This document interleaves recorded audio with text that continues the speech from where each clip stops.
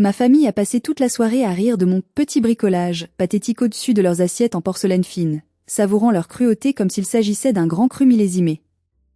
Ils m'ont traité comme une ratée, une tache sur le blason immaculé de notre nom, ignorant totalement que la femme assise en face d'eux, cette pauvre fille, qui l'humiliait, était en réalité la PDG milliardaire que la fiancée de mon frère cherchait désespérément à rencontrer depuis des mois. Ils riaient, la gorge déployée, jusqu'à ce que la vérité éclate et transforme leur arrogance en une terreur absolue. Je m'appelle Soline Vasseur, j'ai 29 ans, et ce soir-là, assis à la table la plus isolée du restaurant L'Écrin Doré, l'un des établissements les plus prestigieux de Paris, je n'étais personne. Ou du moins, c'est ce qu'ils croyaient. Il était 20h35. L'air dans le restaurant était saturé de parfums coûteux, de rires discrets et du tintement cristallin des verres. J'étais arrivé avec 5 minutes de retard, un crime impardonnable dans le protocole rigide de ma famille. Enguerrand, mon père, a tapoté le cadran de sa montre Rolex en me voyant approcher, un geste théâtral destiné à souligner mon manque de respect. Kitri, ma mère, n'a même pas levé les yeux de son menu. Elle a simplement soupiré, un son long et sifflant qui semblait dire « Elle est là, malheureusement ». Tu aurais pu faire un effort, Soline, a lancé ma mère sans me regarder, sa voix coupante comme un scalpel. Cette veste, on dirait que tu sors d'un entrepôt. Je t'avais pourtant fait livrer une robe correcte. J'ai glissé sur ma chaise, ignorant la pique.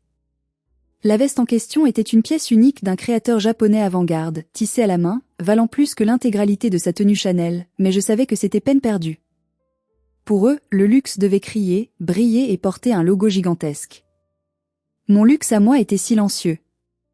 Bonsoir à tous, ai-je murmuré, ma voix se perdant presque dans le brouhaha ambiant. En face de moi trônait Ambroise, mon frère aîné, le prince héritier. À 32 ans, il avait l'allure d'un homme qui n'avait jamais connu le mot « non ». Il portait un costume bleu nuit impeccablement taillé, mais ses yeux fuyaient, nerveux.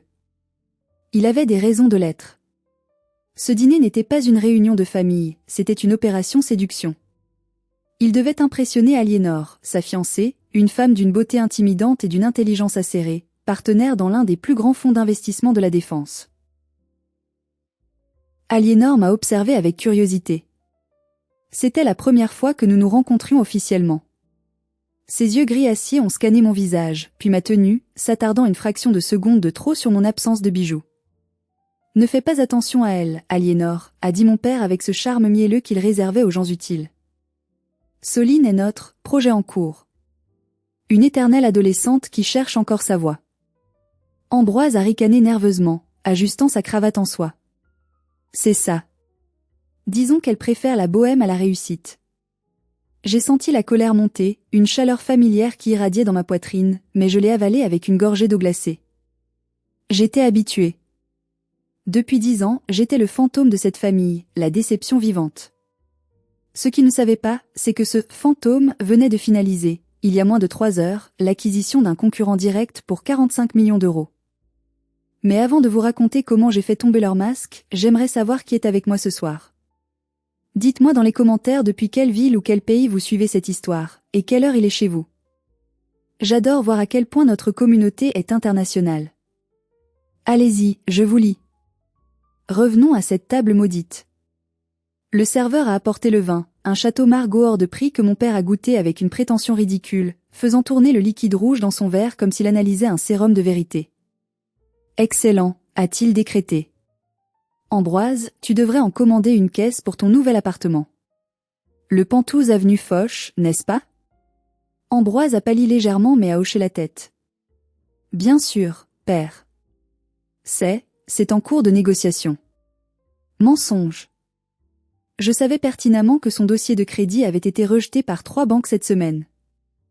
Je le savais parce que mon algorithme bancaire avait flagué son nom dans la liste des profils à risque. Mais je n'ai rien dit. Pas encore. J'ai simplement observé Aliénor. Elle n'avait pas l'air convaincue. Elle tapotait doucement le pied de son verre, un signe d'impatience ou de doute.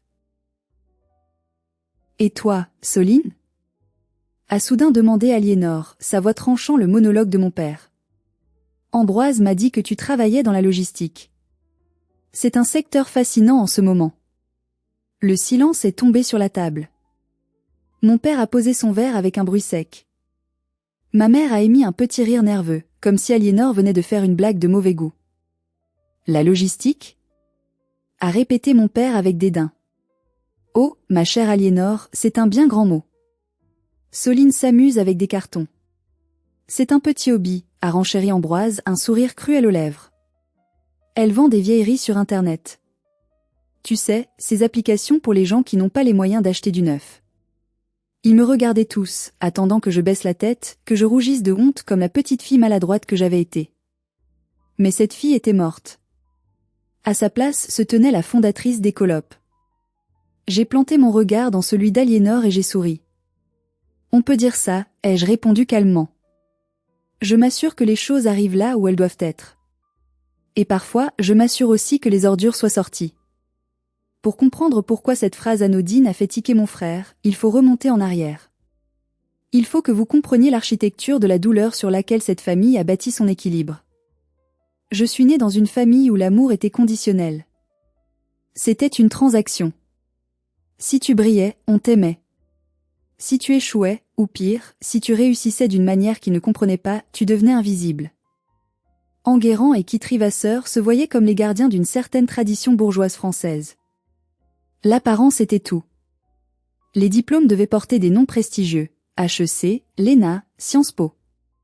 Les carrières devaient être nobles, finance, droit, immobilier de luxe. Tout ce qui sortait de ce cadre était considéré comme vulgaire. Ambroise était l'élu. Le Golden Child. Dès sa naissance, il a été moulé pour être le successeur. Il était médiocre à l'école, paresseux et arrogant, mais mes parents payaient des tuteurs, faisaient jouer leurs relations et couvraient ses erreurs. Quand il a triché à son baccalauréat, mon père a étouffé l'affaire en faisant un don généreux à l'association des anciens élèves. Quand il a craché sa première voiture, ivre-mort, c'est moi qu'on a réveillé à 3 heures du matin pour aller le chercher au commissariat. Et c'est moi qu'on a engueulé parce que je ne l'avais pas surveillé. Moi ? J'étais l'anomalie. J'étais doué pour les chiffres, obsédé par les systèmes, les flux, l'efficacité. À 18 ans, j'ai été accepté à Polytechnique, une école d'ingénieurs d'élite. J'étais si fier. J'ai couru dans le bureau de mon père avec la lettre d'admission, le cœur battant à tout rompre, espérant enfin voir une lueur de fierté dans ses yeux froids. Il a pris la lettre. Il l'a lue. Puis il l'a laissée tomber sur son bureau en acajou comme s'il s'agissait d'une facture d'électricité. Ingénieur ? A-t-il dit avec une grimace de dégoût. C'est un métier de technicien, Soline. C'est pour les gens qui ont les mains sales. Les Vasseurs dirigent le monde, ils ne le réparent pas. Tu iras en fac de droit où tu te débrouilleras seul. Ce jour-là, quelque chose s'est brisé en moi. J'ai refusé le droit. J'ai refusé leur argent. J'ai quitté la maison familiale du 16e arrondissement avec une valise et mes économies de babysitting. Les 5 années qui ont suivi ont été un enfer solitaire. J'ai vécu dans un studio de 12 mètres carrés sous les toits, où l'on gelait en hiver et cuisait en été. Je mangeais des pâtes au beurre un jour sur 2. Pendant que mes parents emmenaient Ambroise skier à Courchevel ou bronzer à Saint-Tropez, je codais. Je construisais Écolop. Mon idée était simple mais révolutionnaire, utiliser l'intelligence artificielle pour optimiser la logistique inverse de la mode de luxe. Au lieu de brûler les invendus, ce que faisaient la plupart des grandes marques pour protéger leur image, mon système permettait de les redistribuer, recycler ou upcycler de manière totalement tracée et rentable. C'était l'alliance parfaite de l'écologie et de l'économie. Au début, personne ne m'écoutait. J'étais une femme, j'étais jeune, et je parlais de déchets. Mais je n'ai rien lâché. J'ai dormi 3 heures par nuit. J'ai appris à négocier avec des requins. J'ai transformé mon petit projet en une licorne technologique. Aujourd'hui, je vis dans un loft spectaculaire à Bastille, une ancienne usine textile réhabilitée avec des verrières immenses. Mais pour mes parents, Bastille était un quartier populaire, un endroit dangereux et sale. Ils n'étaient jamais venus me voir. Pas une seule fois en 7 ans. Ils pensaient que je vivais dans un taudis. Le pire souvenir ? C'était il y a 2 ans, pour l'anniversaire de ma mère. J'avais économisé pour lui offrir un sac à main qu'elle voulait. Quand je lui ai tendu le paquet, elle a souri, a ouvert la boîte, a vu la marque, une marque de créateur éthique, très chère mais pas connue du grand public, et son visage s'est décomposé. « Oh, c'est original », a-t-elle dit en le reposant immédiatement. C'est gentil, Soline, mais tu devrais garder ton argent pour t'acheter à manger. Elle a donné le sac à sa femme de ménage le lendemain. Je l'ai vu. C'est ce passé qui pesait sur mes épaules alors que j'étais assise à cette table. Chaque rire d'Ambroise était un écho de toutes les fois où il m'avait fait sentir petite. Mais la différence, c'est que maintenant, je n'étais plus petite. J'étais un géant endormi, et ils étaient en train de me piquer avec des bâtons, ignorant qu'ils allaient se faire écraser. Retour au présent. Les entrées venaient d'arriver, un carpaccio de Saint-Jacques délicatement dressé. Mon père, Enguerrand, tenait la conversation en otage, comme à son habitude. Il racontait une anecdote, fausse, sur la façon dont il avait conseillé le ministre de l'économie lors d'un cocktail. Ambroise riait trop fort à chaque pause, ses yeux cherchant constamment l'approbation d'Aliénor. Aliénor, elle, mangeait avec une précision mécanique, son esprit semblant ailleurs. Soudain, elle s'est tournée vers moi de nouveau, refusant de lâcher le morceau. Donc, Soline, reprit-elle, ignorant les tentatives de ma mère pour changer de sujet. Tu as dit que tu optimisais les ordures. C'est une façon très poétique de décrire la vente en ligne. Tu travailles seul ?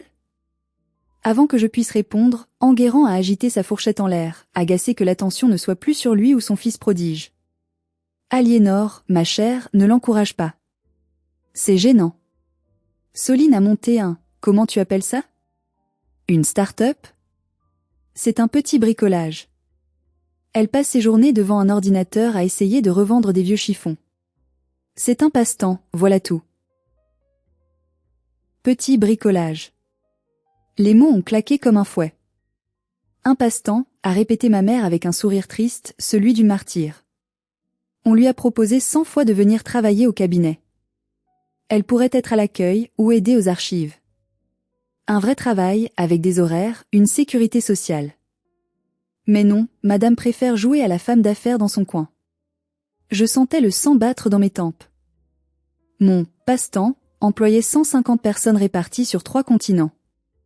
Mon petit bricolage venait de signer un partenariat exclusif avec le groupe Kering. Je gérais plus d'argent en une matinée que mon père n'en avait vu dans toute sa carrière.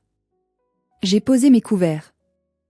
Le métal a fait un bruit net contre l'assiette. C'est intéressant que vous appeliez ça un bricolage, ai-je dit, ma voix parfaitement calme, contrastant avec la tempête sous mon crâne. Parce que ce bricolage paie mes factures.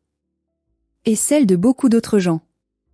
Ambroise a éclaté de rire, postillonnant presque sur la nappe immaculée. Tes factures ? Laisse-moi rire, sot. On sait tous que tu vis dans ce squat à Bastille. Maman m'a dit que tu n'avais même pas de rideau aux fenêtres. C'est ça, ta réussite ? Vivre comme une étudiante à 30 ans ? Ce n'est pas un squat, Ambroise. C'est un loft industriel. Et je n'ai pas de rideau parce que j'aime la vue sur tout Paris. La vue sur les toits sales, tu veux dire ? S'esclaffa-t-il. Aliénor, tu imagines ? Elle refuse notre aide par fierté mal placée. C'est pathétique. Aliénor ne riait pas. Elle me regardait fixement. Elle avait remarqué quelque chose que les autres, aveuglés par leur mépris, avaient manqué. Elle regardait mon téléphone posé sur la table, écran face contre la nappe. C'était un modèle prototype, non commercialisé, avec une coque en titane brossée. Un objet qu'on ne trouve pas chez Darty. Tu as une équipe ? A demandé Aliénor, sa voix plus basse, plus sérieuse. Une petite équipe, a coupé mon père. Probablement quelques stagiaires non payés et des freelances au Bangladesh. C'est ça le monde moderne, n'est-ce pas ? De l'exploitation déguisée en innovation. L'ironie était si épaisse qu'on aurait pu la couper au couteau. Mon père, qui sous-payait ses secrétaires depuis 30 ans, me faisait la morale sur l'éthique. J'ai pris une grande inspiration. J'aurais pu leur crier la vérité à ce moment-là. J'aurais pu leur montrer mes comptes bancaires. Mais je savais que ça ne suffirait pas. Ils penseraient que c'est un faux, ou pire, que j'avais fait quelque chose d'illégal. Il fallait que la révélation vienne d'ailleurs. Il fallait qu'ils soient acculés. Pensez ce que vous voulez, ai-je dit doucement. Le bricolage me convient. Ambroise a souri, satisfait. Il pensait avoir gagné. Il pensait m'avoir remise à ma place, la petite sœur ratée, le faire valoir de sa magnificence. Il ne savait pas qu'il venait d'armer la bombe qui allait tout détruire. Le plat de résistance est arrivé, un filet de bœuf Rossini, saignant, riche, décadent. L'ambiance semblait s'être détendue après que j'eus accepté mon rôle de « raté », sans protester davantage. Mon père avait recommencé à parler de politique, ma mère complimentait le collier de diamants d'Aliénor. C'est alors qu'Ambroise a décidé de porter le coup de grâce. Il voulait non seulement m'humilier, mais aussi se grandir aux yeux d'Aliénor en jouant le rôle du frère bienveillant et protecteur. Une comédie grotesque. Il a fouillé dans la poche intérieure de sa veste et en a sorti une enveloppe blanche, épaisse. Il a fait glisser sur la nappe, entre le beurrier en argent et mon verre d'eau. Tout le monde s'est tu. Tiens, Soline, a-t-il dit d'une voix forte, théâtrale. J'ai regardé l'enveloppe, puis lui. Qu'est-ce que c'est ? Ouvre. J'ai hésité, puis j'ai soulevé le rabat. À l'intérieur, il y avait 5 billets de 100 €. 500 €. Pour une famille normale, c'est une belle somme. Pour des gens comme nous, à ce niveau de prétention, c'était une aumône. C'était le prix d'une bouteille de champagne bas de gamme dans les clubs qu'Ambroise fréquentait. Je sais que c'est dur en ce moment, a continué Ambroise, prenant la main d'Aliénor pour bien montrer à quel point il était un homme bon. Maman m'a dit que tu n'étais pas parti en vacances cet été. Sûrement faute de budget. Prends ça. Achète-toi une robe correcte. Ou paie ton loyer. Fais-toi plaisir. C'est mon cadeau de fiançailles, en avance. J'ai senti une nausée monter. Ce n'était pas de la gentillesse. C'était une démonstration de pouvoir. Il m'achetait. Il achetait mon silence et ma soumission pour 500 €. Le pire, c'était le regard de ma mère. Elle avait les larmes aux yeux. Oh, Ambroise, tu es si généreux. Toujours à penser aux autres. Soline, dis merci à ton frère. Dis merci. Comme une enfant de 5 ans à qui on donne une pièce pour s'acheter des bonbons. J'ai repensé à mon été. La raison pour laquelle je n'étais pas partie en vacances à la plage avec eux, c'est parce que j'étais à New York. J'étais en train de négocier l'ouverture de notre filiale américaine. J'avais passé mes journées dans des salles de conférence à Manhattan et mes nuits à préparer l'introduction en bourse. Je n'avais pas besoin de ces 500 €. Je pouvais acheter ce restaurant et le transformer en cantine pour mon personnel si je le voulais. Mais je ne pouvais pas dire ça. Pas encore. J'ai doucement repoussé l'enveloppe vers lui. Le papier a crissé sur la nappe. Merci, Ambroise. Mais je ne peux pas accepter. Son sourire s'est figé. Quoi ? Ne sois pas ridicule. Prends-le. Tu en as besoin. Non, ai-je insisté, ma voix devenant plus ferme. Garde-le. Sérieusement. J'ai entendu dire que les temps étaient durs pour toi aussi. Les taux d'intérêt remontent, non ? Et ta carte Platinum a été refusée au déjeuner la semaine dernière, c'est ce que j'ai entendu. Un silence de mort est tombé. J'avais visé juste. Je savais pour la carte refusée parce que j'étais dans le même restaurant ce jour-là, caché derrière un paravent avec un client, et j'avais vu la scène humiliante. Le visage d'Ambroise a viré au rouge brique. Comment oses-tu ? C'était une erreur de la banque. Un bug informatique. Bien sûr, ai-je dit doucement. Un bug. C'est pour ça que je te rends ton argent. Garde-le pour régler ce bug. Respirez avec moi. Si votre frère ou votre sœur essayait de vous humilier ainsi devant tout le monde, en vous tendant de l'argent comme un mendiant, qu'auriez-vous fait ? Auriez-vous pris l'argent et souri ? Ou auriez-vous jeté l'enveloppe à sa figure ? Dites-moi franchement dans les commentaires ce que vous auriez fait à ma place. Je lis toutes vos réponses. Ma mère a frappé la table du plat de la main, faisant teinter l'argenterie. Soline. C'est intolérable. Ton frère te tend la main et tu lui craches dessus ? Tu es jalouse, voilà ce que tu es. Jalouse de sa réussite, jalouse de son bonheur avec Aliénor. Je n'ai rien répondu. J'ai juste regardé Aliénor. Elle ne regardait pas Ambroise avec admiration. Elle le regardait avec doute. Elle venait de voir la fissure dans l'armure. Elle se demandait pourquoi un homme qui prétendait acheter un pantouse avait besoin de se justifier pour une carte refusée. La graine était plantée. Aliénor n'est pas arrivée au sommet de la finance parisienne par hasard. C'est un requin. Elle sent le sang, elle sent la peur, et surtout, elle sent l'argent. Le vrai argent. Pas celui qu'on affiche, mais celui qu'on possède. Après l'incident de l'enveloppe, l'ambiance était glaciale. Ambroise buvait son vin trop vite, le visage sombre. Mon père essayait de raconter une blague, mais personne n'écoutait. Aliénor, elle, continuait de m'observer. C'était presque chirurgical. Elle a noté mes mains.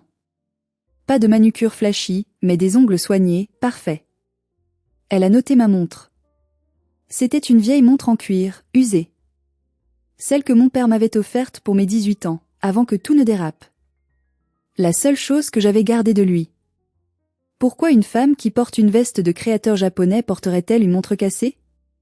Sauf si cette montre avait une valeur sentimentale, ce qui impliquait une profondeur émotionnelle que sa famille niait. Soudain, Aliénor a posé sa fourchette. Soline, dit-elle, changeant de ton. Tu as parlé d'optimisation de flux tout à l'heure. Tu utilises quel type de tech? Blockchain? IA prédictive? La question était technique. Précise. Un piège pour voir si je bluffais. Ma mère a levé les yeux au ciel. Oh Aliénor, pitié. Elle utilise Excel et encore. Ne lui pose pas des questions qu'elle ne comprend pas. J'ai ignoré ma mère. Je me suis tournée vers Aliénor, et pendant une seconde, nous n'étions plus à un dîner de famille, mais dans une salle de négoce. Nous utilisons une architecture hybride, ai-je répondu du tac au tac. IA propriétaire pour le tri des matériaux, et blockchain privé pour la traçabilité carbone. C'est le seul moyen de garantir la conformité avec la nouvelle loi européenne sur l'économie circulaire qui entre en vigueur l'année prochaine. Les sourcils d'Aliénor se sont levés. C'était la réponse exacte qu'un expert donnerait. Pas de bafouillage. Pas d'hésitation. La loi AGEC, a-t-elle murmuré. Exact. C'est ça, ai-je confirmé. Les grandes maisons de luxe sont terrifiées par les amendes. Elles ont besoin d'une solution clé en main pour prouver qu'elles ne détruisent plus leur stock. C'est là que j'interviens. Tu interviens, avec ton petit site web? A ricané Ambroise, essayant de reprendre le contrôle. Tu vas sauver LVMH avec ton site web? Laisse-moi rire. Aliénor a fait un geste de la main pour le faire taire, sans même le regarder. C'était un geste dismissif, presque brutal. Ambroise, tais-toi une seconde. Elle s'est penchée vers moi. Tu connais une boîte qui s'appelle Ecolop? Mon cœur a raté un battement. C'était mon bébé. Oui, ai-je dit neutre. Je connais. Mon fonds essaie d'entrer à leur capital depuis 6 mois, a avoué Aliénor, une lueur de frustration dans les yeux. Le fondateur est un fantôme. Pas de photopresse, pas d'interview. Juste des résultats hallucinants. On les valorise à 80 millions en prémonie. Mais ils refusent tous nos appels. Ils disent qu'ils veulent rester indépendants. J'ai bu une gorgée d'eau pour cacher mon petit sourire. C'était moi qui refusais les appels. Je trouvais leur fonds trop agressifs, trop court-termistes. Peut-être qu'ils n'ont pas besoin de votre argent, ai-je suggéré. Peut-être qu'ils sont déjà rentables. Tout le monde a besoin d'argent, a décrété mon père. Si ce fondateur refuse de vendre, c'est un idiot. Ou un idéaliste. Ce qui revient au même. Ou peut-être qu'il attend le bon partenaire, a dit Aliénor, pensive. Quelqu'un qui comprend la vision. À cet instant, mon téléphone, posé sur la table, s'est allumé. Une notification s'est affichée sur l'écran verrouillé. C'était un message de mon directeur financier, Nawel. Le message disait « Kering a signé. 45 M €. Champagne. Le problème, c'est que je n'étais pas la seule à l'avoir vu. Ambroise, qui épiait mes moindres faits et gestes pour trouver une faille, s'est penché et a lu la notification avant que l'écran ne s'éteigne. Il a écarquillé les yeux, puis a éclaté d'un rire hystérique. Non mais c'est pas vrai. Regardez ça. Il a saisi mon téléphone avant que je puisse réagir. Rendez-moi ça, ai-je dit froidement. Attendez, il faut que vous voyiez à quel point elle est atteinte. A crié Ambroise, brandissant mon téléphone comme un trophée. Elle s'envoie des faux messages à elle-même. Kering a signé. 45 millions €. 45 millions. Soline, tu es complètement malade. Tu joues à quoi? C'est un jeu de rôle? Tu t'inventes une vie pour ne pas affronter ta médiocrité? Mon père a secoué la tête, accablé. C'est pathologique. Pauvre fille. S'inventer des contrats imaginaires. Il va falloir que tu consultes, ma chérie. Il me traitait de folle. Il pensait que j'étais une mythomane. Mais Aliénor ne riait pas. Elle fixait le logo en fond d'écran de mon téléphone, maintenant visible dans la main d'Ambroise. Un hexagone vert stylisé. Le logo d'Écolope. La tension était à son comble. Ambroise tenait mon téléphone comme la preuve irréfutable de ma folie, tandis que mes parents me regardaient avec un mélange de pitié et de dégoût. J'étais, à leurs yeux, une enfant qui jouait à la marchande avec des billets de Monopoly. Rends-moi mon téléphone, Ambroise, ai-je répété, ma voix baissant d'une octave. Ce n'était plus une demande, c'était un ordre. Il a hésité, surpris par l'autorité soudaine dans ma voix. Il a jeté l'appareil sur la table avec mépris. Tiens. Continue de rêver tes millions, Cendrillon. Mais ne t'avise plus jamais de me donner des leçons sur mes finances réelles. À cet instant précis, le téléphone a sonné. Une vraie sonnerie, pas une notification. Le nom affiché était François-Henri P. Ambroise à ricaner. C'est qui ça? François-Henri Pinault? Tu as mis le nom du PDG de Kering dans tes contacts? C'est hilarant. Réponds, qu'on rigole. Je n'ai pas souri. J'ai pris le téléphone, je me suis levée. Je dois prendre ça. Excusez-moi. Elle va vraiment pousser le délire jusqu'au bout. S'est exclamé mon père. C'est effrayant. Je suis sortie de la salle privée, marchant d'un pas rapide vers le couloir calme qui menait aux toilettes. J'ai décroché. Monsieur Pinault.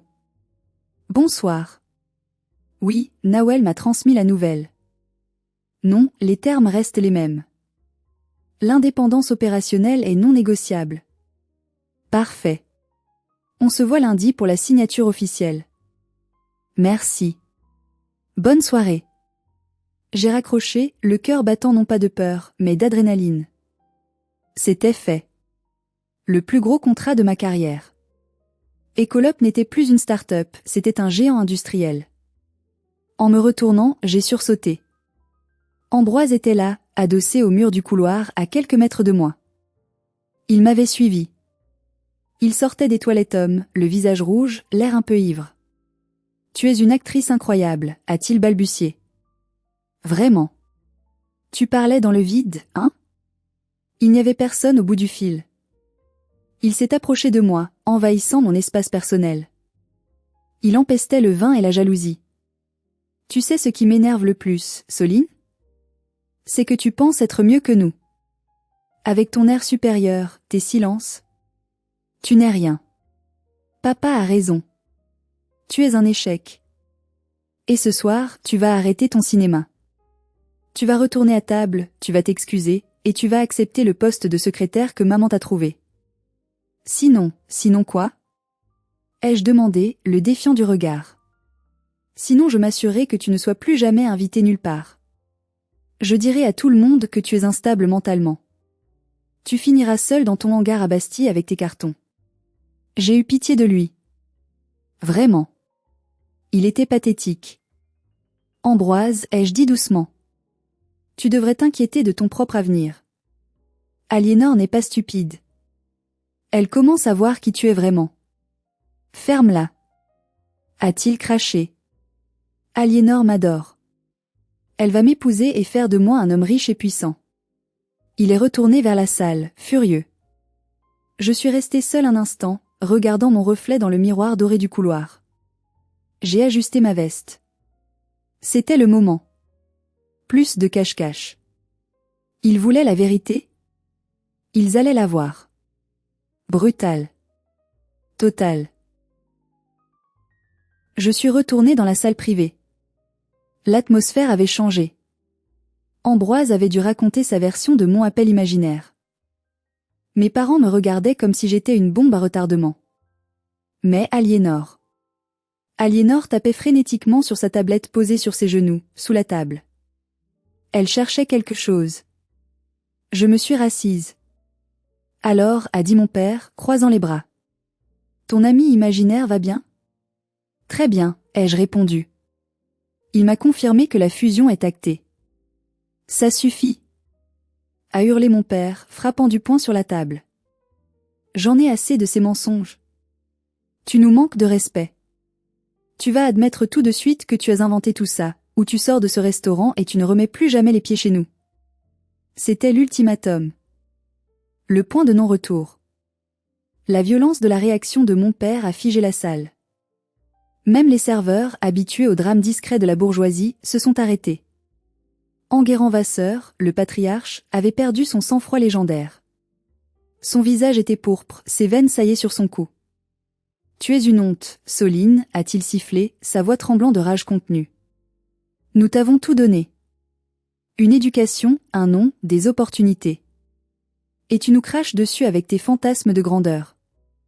Tu n'es qu'une petite vendeuse ratée qui essaie de jouer dans la cour des grands. » Ma mère a renchéri, sa voix aiguë et pleurnicharde. « On voulait juste t'aider. On voulait que tu sois normal. Pourquoi tu ne peux pas être comme Ambroise? Regarde-le. Il va épouser une femme merveilleuse, il a une carrière. Toi, tu n'as rien. Pas de mari, pas d'argent, pas d'avenir. » J'ai regardé Ambroise. Il affichait un sourire triomphant. C'était son moment de gloire. Voir sa petite sœur se faire écraser pour qu'il puisse briller davantage. Papa a raison, a ajouté Ambroise. Tu as besoin d'aide psychiatrique, Soline. S'inventer des contrats à 45 millions, c'est de la mégalomanie délirante. Aliénor, chérie, je suis désolée que tu sois témoin de ça. Ma sœur est fragile. J'ai senti une étrange sérénité m'envahir. C'était fini. Le dernier lien affectif, aussi ténu soit-il, venait de se rompre. Il ne m'aimait pas. Il ne me respectait pas. Il voulait juste me contrôler ou me détruire. Je me suis levée lentement. J'ai lissé ma veste. « Vous avez terminé ?» ai-je demandé, ma voix coupant l'air comme une lame de glace. « Assieds-toi. » a aboyé mon père. « Je n'ai pas fini. Tu vas fermer ta ridicule entreprise demain.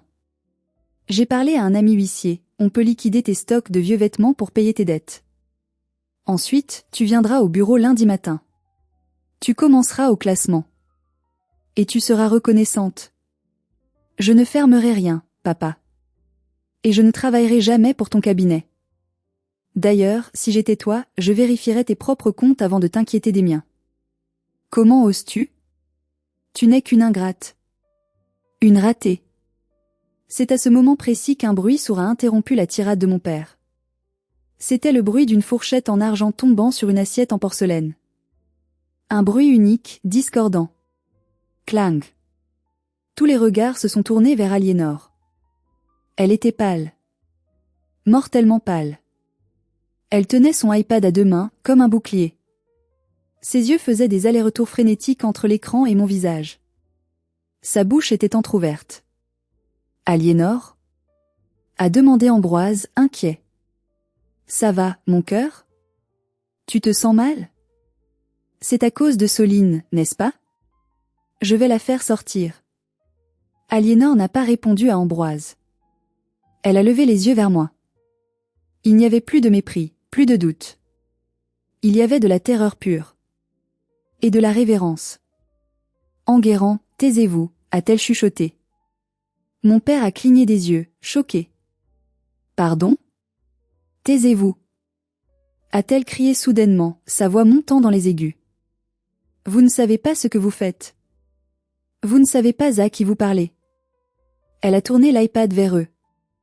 L'écran brillait dans la pénombre du restaurant. Sur l'écran, il y avait un article du Financial Times, daté d'il y a 1 heure. Le titre était écrit en gros caractères gras. Exclusif, la mystérieuse fondatrice d'Ecolop sort de l'ombre après un deal historique avec Kering. Et sous le titre, il y avait une photo. Une photo de moi. Pas la Soline en guenille qu'il voyait, mais la Soline professionnelle, en tailleur, lors d'une conférence à Davos l'année précédente, que j'avais gardée secrète. La légende disait, Soline Vasseur, la reine de la logistique verte, désormais à la tête d'une fortune estimée à 50 millions d'euros. Le temps s'est arrêté. Je jure que j'ai entendu l'horloge du restaurant faire tic-tac. Mon père a regardé l'écran. Il a plissé les yeux, comme s'il ne comprenait pas la langue. Il a regardé ma photo. Il m'a regardé. Il a regardé la photo de nouveau. C'est un montage, a balbutié Ambroise. C'est un faux site. Elle a créé une fausse page web. Je vous l'ai dit, elle est folle. Mais sa voix tremblait. Il savait. Au fond de lui, il savait. Parce qu'on ne peut pas simuler la mise en page du Financial Times sur l'iPad d'une experte en finance comme Aliénor. Aliénor s'est levée brusquement, renversant presque sa chaise. Elle a ignoré Ambroise. Elle a contourné la table et s'est approchée de moi. Elle semblait avoir rétréci de 10 centimètres. « C'est toi », a-t-elle soufflé. « Tu es SV. » Dans les mets. SV. C'était Soline Vasseur. Mon Dieu. J'ai envoyé 3 analystes pour essayer de te trouver. On t'appelle le fantôme de Bastille. Je préfère la discrétion, ai-je répondu avec un léger haussement d'épaule. Ça évite les parasites. Mon père s'est affaissé sur sa chaise. Son visage est passé du rouge au gris cendré. Il avait l'air d'avoir vieilli de 10 ans en 10 secondes. 50 millions, a-t-il murmuré. C'est impossible. Tu vends des vieux vêtements, je vends de la technologie, papa. Je vends l'avenir. Ce que tu as appelé un bricolage est l'algorithme qui gère désormais 40% des stocks de luxe en Europe. Ma mère, elle, fixait l'écran avec une expression illisible. Puis, ses yeux se sont portés sur ma veste. C'est pour ça que tu n'as pas voulu de l'argent d'Ambroise. J'ai ri. Un rire court, sans joie. Maman, avec tout le respect que je te dois, l'argent d'Ambroise ne couvrirait même pas les frais de maintenance de mes serveurs pour 1 heure. Ambroise s'est levé, furieux, paniqué. C'est des conneries. Aliénor, ne crois pas ça. Si elle était riche, elle ne vivrait pas dans un hangar. Elle ne viendrait pas ici en taxi. Elle nous aiderait. Papa a des dettes, j'ai des dettes. Si elle avait cet argent, elle l'aurait donné à la famille. C'était l'erreur fatale. Jusqu'ici, Aliénor pensait qu'elle entrait dans une famille riche et respectée. Ambroise venait d'avouer leurs difficultés financières. Aliénor s'est tournée vers lui lentement. Ses yeux étaient froids comme l'acier. « Tu as des dettes ?» a-t-elle demandé. « Tu m'as dit que tu achetais le Pantouse Cash. Tu m'as dit que le cabinet de ton père faisait sa meilleure année. » Ambroise a bégayé. « C'est temporaire. Un problème de trésorerie. Mais si Soline est vraiment riche. » Soline. Serette. Tu vas nous aider, pas vrai? On est ta famille. On t'a élevé. La scène était grotesque. Il y a 2 minutes, il me traitait de folle et voulait m'envoyer à l'asile. Maintenant, il me regardait comme un distributeur automatique de billets. J'ai plongé la main dans mon sac à main. Tout le monde a retenu son souffle. J'ai sorti mon porte-carte. J'en ai extrait une petite carte rectangulaire, noire, mate, avec juste mon nom et mon titre embossé en or. Pas de numéro de téléphone. Juste un QR code sécurisé. Je l'ai posé sur la table, devant Aliénor. Aliénor, si ton fonds veut vraiment investir, tu peux scanner ça. Ça te donnera accès à la data room pour la série B. Mais le ticket d'entrée est à 5 millions minimum. Et je choisis mes partenaires. Aliénor a pris la carte avec des mains tremblantes. Elle l'a regardée comme si c'était le Saint Graal. Merci, Soline. Je suis honorée. Puis je me suis tournée vers ma famille. Quant à vous aider. J'ai laissé la phrase en suspens. L'espoir idiot qui s'était allumé dans les yeux de mon père et d'Ambroise était pathétique. Quant à vous aider, ai-je repris, ma voix durcissant, vous avez une drôle de façon de demander l'aumône. Vous m'avez insultée, rabaissée, et traitée de menteuse pendant 2 heures. Vous m'avez offert 500 € comme on jette un os à un chien. Et maintenant, parce que vous voyez un chiffre avec 6 zéros dans un journal, je deviens soudainement ta sœurette ? Soline, soyons raisonnables, a tenté mon père, essayant de retrouver une once d'autorité, bien que sa voix tremble. Nous sommes une famille. L'argent doit circuler. J'ai fait quelques mauvais investissements, c'est vrai. Si tu injectais un peu de capital dans le cabinet, juste un prêt, on pourrait redresser la barre. C'est ton devoir. Mon devoir ? Ai-je éclaté de rire. Mon devoir était de me taire et de disparaître, c'est ce que tu m'as appris. Tu te souviens de ce que tu as dit quand j'ai lancé ma boîte ? Les Vasseur ne réparent pas le monde. Eh bien, devine quoi ? Je ne vais pas réparer tes erreurs non plus. Ambroise s'est approché de moi, menaçant, désespéré. Tu ne peux pas nous faire ça. J'ai promis à Aliénor une vie de luxe. Si tu ne paies pas mes dettes, je suis fini. Les huissiers vont saisir ma voiture lundi. Aliénor a reculé, horrifiée. Tes dettes ? Les huissiers ? Ambroise, tu m'as dit que cette voiture était un cadeau de ton père. Il ment surtout, Aliénor, ai-je dit calmement. Le Penthouse n'existe pas. La voiture est en leasing impayé. Et le cabinet de papa est en déficit depuis 3 ans. J'ai fait ma propre due diligence avant de venir ce soir. Je voulais savoir si je devais payer l'addition. Tu savais ? A hurlé ma mère. Tu savais qu'on coulait et tu n'as rien dit ?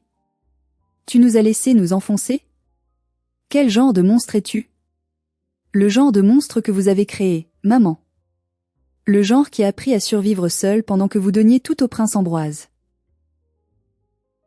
J'ai vu Aliénor retirer sa bague de fiançailles. C'était un gros diamant, probablement faux ou acheté à crédit.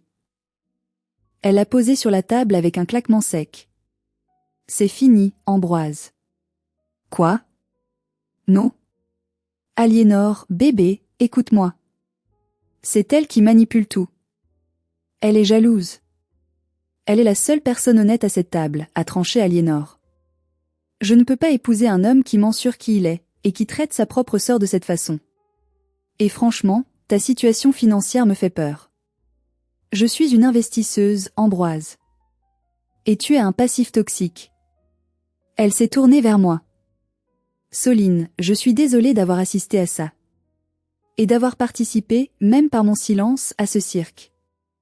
J'ai hoché la tête. Tu ne savais pas. Maintenant tu sais. Ambroise pleurait presque.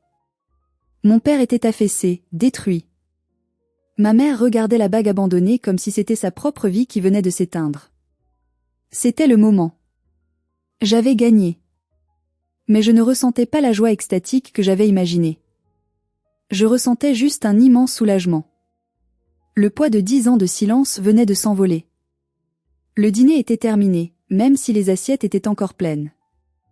L'appétit de la famille Vasseur avait été coupé net par la réalité. J'ai fait signe au serveur. Il est arrivé immédiatement, sentant la tension électrique. L'addition, s'il vous plaît. Pour toute la table. Non. A protesté mon père faiblement. Je suis le chef de famille. Je paie. Papa, ta carte est plafonnée, ai-je dit doucement. Ne nous inflige pas une autre humiliation. J'ai sorti ma carte bancaire. Une carte noire en métal lourd, la Centurion. Le serveur a écarquillé les yeux en la voyant. C'est le genre de carte qu'on ne voit que dans les films ou entre les mains des émirs. J'ai tapé mon code sans cacher le terminal. Ajoutez 500 € de pourboire pour l'équipe, ai-je dit au serveur. Pour vous dédommager de l'ambiance, désagréable. Le serveur m'a remercié profusément. Mes parents regardaient la scène, bouche bée. 500 € de pourboire. C'était exactement la somme qu'Ambroise m'avait jetée au visage 1 heure plus tôt. L'ironie était parfaite. Je me suis levée. J'ai pris mon sac. Voilà. Vous êtes nourris. Vous êtes invités. C'est la dernière chose que je paierai pour vous. Soline, attends. A crié ma mère, se levant pour m'attraper le bras. Tu ne peux pas partir comme ça. On peut discuter. On peut changer. On est fiers de toi, tu sais. On a toujours su que tu étais spécial. J'ai retiré mon bras doucement mais fermement. Ne mens pas, maman. C'est insultant pour mon intelligence. Tu n'es pas fier de moi. Tu es fier de mon compte en banque. Si j'étais encore la Soline bricoleuse, tu aurais continué à avoir honte. C'est ça la différence entre nous. Moi, je vous aimais même quand vous étiez odieux. Vous ne m'aimez que maintenant que je suis riche. C'est faux. A sangloté Ambroise. On est une famille. Non, Ambroise. Nous sommes des gens qui partagent le même ADN. C'est tout. Ma famille, c'est mon équipe. Ce sont les gens qui ont cru en moi quand je n'avais rien. Aliénor avait déjà pris ses affaires. Elle m'attendait à la porte. Je peux te déposer ? A-t-elle demandé. Mon chauffeur est là. Avec plaisir, ai-je répondu. Nous avons marché vers la sortie sans nous retourner. Derrière nous, j'entendais ma mère pleurer et mon père engueuler Ambroise à voix basse. Le château de cartes s'était effondré. Ils restaient seuls avec leurs mensonges, leurs dettes et leurs dîners de luxe payés par la fille qu'ils avaient rejetée. L'air de la nuit parisienne n'avait jamais été aussi doux. En sortant de l'écrin doré, j'ai pris une grande inspiration. C'était l'odeur de la liberté. La voiture d'Aliénor, une berline allemande noire aux vitres teintées, attendait. Le chauffeur nous a ouvert la porte. Alors que je m'installais sur le siège en cuir, j'ai vu à travers la vitrine du restaurant mes parents et mon frère. Ils étaient toujours assis, figés, comme des statues de cire en train de fondre. Ils avaient l'air petits. Insignifiants. Aliénor s'est assise à côté de moi. La voiture a démarré en silence, glissant sur les pavés de l'avenue Montaigne. Tu sais, a dit Aliénor après un moment de silence, je n'aurais jamais signé le contrat de mariage. J'avais des doutes depuis des semaines. Mais ce soir, tu m'as sauvé la vie. Littéralement.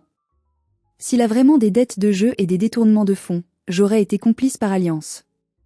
Tu m'as évité un désastre. De rien, ai-je souri. C'est ce que je fais. J'optimise les flux. Et Ambroise était un goulot d'étranglement majeur dans ta vie.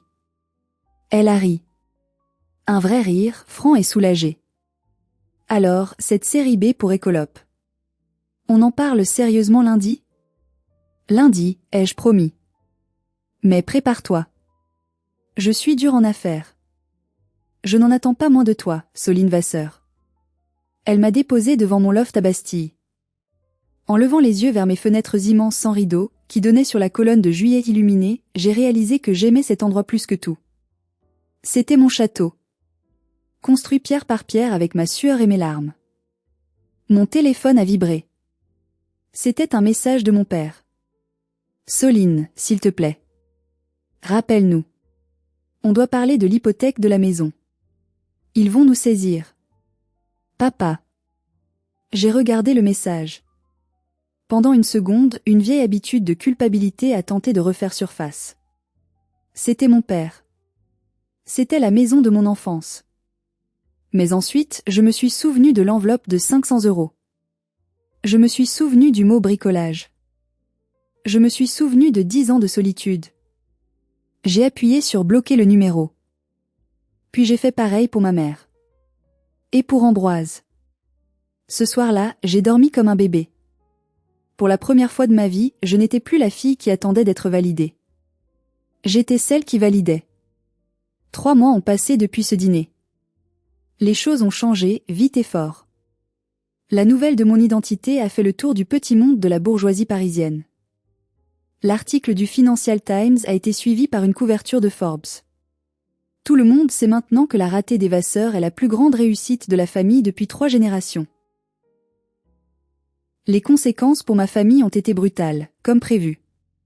Sans l'argent d'Aliénor et sans mon aide, le château de cartes n'a pas tenu une semaine. La banque a saisi l'appartement du 16e. Mes parents ont dû déménager dans un 2 pièces en banlieue lointaine. C'est ironique, ils vivent maintenant dans le genre d'endroit qu'ils méprisaient tant. Ambroise a été licencié du cabinet pour faute grave, les détournements de fonds que j'avais mentionnés étaient bien réels. Il a aussi des ennuis avec la justice. Aliénor a porté plainte contre lui pour tentative d'escroquerie sentimentale et abus de confiance. Elle est impitoyable. Je l'aime bien. D'ailleurs, Écolope a finalement accepté l'investissement du fonds d'Aliénor. Nous avons signé le deal la semaine dernière. Elle siège à mon conseil d'administration. Elle est devenue une amie, une vraie. On rit souvent de ce dîner, même si le rire est parfois un peu amer. Quant à moi, je continue de construire. Nous ouvrons un centre de recyclage à Milan le mois prochain. Je voyage, je travaille, je vis. Je porte toujours mes vieilles montres et mes vestes sans logo. Parfois, je reçois des lettres de mes parents. Des lettres manuscrites, puisqu'ils ne peuvent plus me joindre par téléphone. Ils alternent entre les excuses larmoyantes et les reproches amers. Ils disent que je suis sans cœur. Qu'une bonne fille ne laisserait jamais ses parents dans la détresse. Mais voici ce que j'ai appris, et c'est le message que je veux vous laisser ce soir. Le sang ne vous oblige à rien. Être une famille, ce n'est pas juste partager un nom de famille.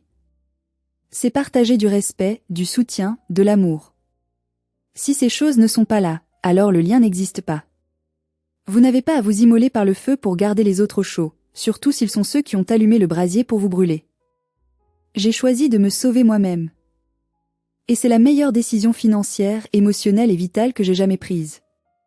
La vengeance n'est pas de leur faire du mal. La vengeance, c'est d'être heureuse, puissante et libre, loin de leur toxicité. Je les ai laissés dans leur passé, et je fonce vers mon avenir. Et vous? Avez-vous déjà dû couper les ponts avec des membres toxiques de votre famille pour vous sauver? Ou pensez-vous que j'ai été trop dur avec eux? J'aimerais vraiment connaître votre histoire et votre avis. C'est un sujet difficile, mais important. Si cette histoire vous a touché, ou si vous avez simplement aimé voir la justice triompher, n'oubliez pas de liker cette vidéo, de vous abonner à la chaîne et d'activer la cloche pour ne pas rater les prochaines histoires de revanche. Partagez cette vidéo avec quelqu'un qui a besoin d'entendre qu'il a le droit de dire non à sa famille. Merci de m'avoir écouté. Prenez soin de vous, et n'oubliez pas, votre valeur ne dépend pas de l'opinion des autres, même si ces autres sont vos parents. À très bientôt.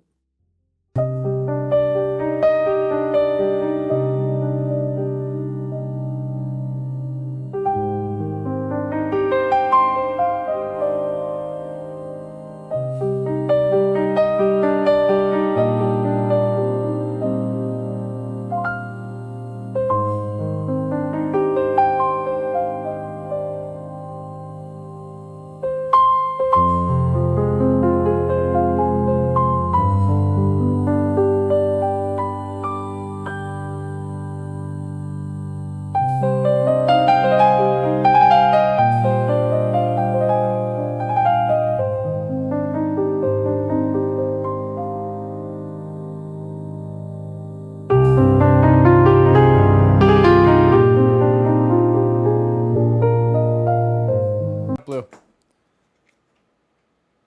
No, I'll leave it on. I just won't lean this far back. Maybe. I'm drinking my Mango Arizona. Mango Arizona is good too. It's like kind of, it's so juicy. Like when I say juicy, it's like a concentrate. It's like too much. I like it. It's good, but sometimes it's like too much. Okay, what is this? This is fucking legit. Wait, what? This is, wait, for Fry and Archer. Fuck. I just wanted to say thank you. Thanks for all the nights of laughter and just allowing us to hang out with you. I was able to catch Chad Lindbergh, who played Jesse, on a live one day, and remembered how you like Fast and Furious. So I was able to get him to sign a picture from the movie for you, Fry. Also in the box is 2 dragons, one for the both of you. Thanks again for everything and much love to you all. From me, Becca, Sleepy Jeep Girl. Chat, check this shit out. Legit. Fucking legit.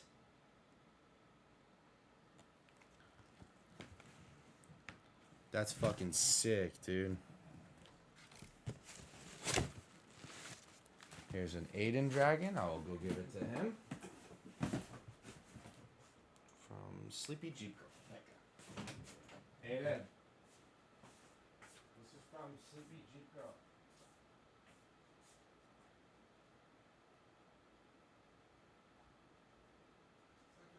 on, Becca, sleepy Jeep girl.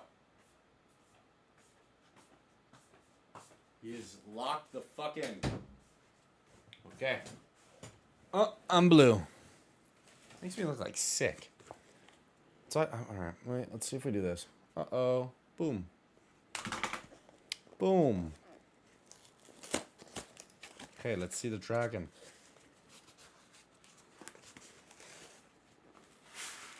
Megamind looking I don't know, bruh. Change that color up real quick. Okay. What is it?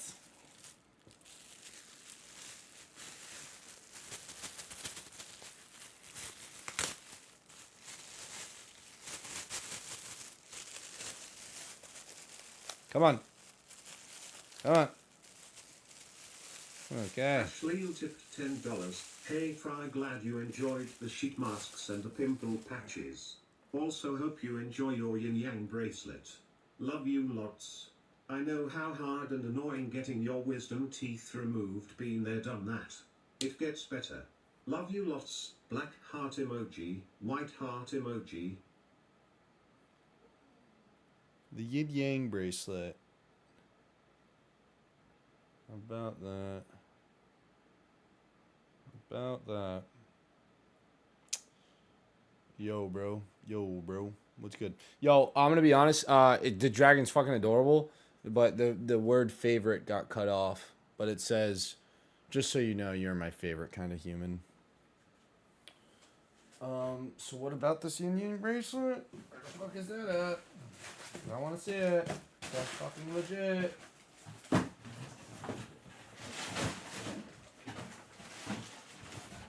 Was it in this one?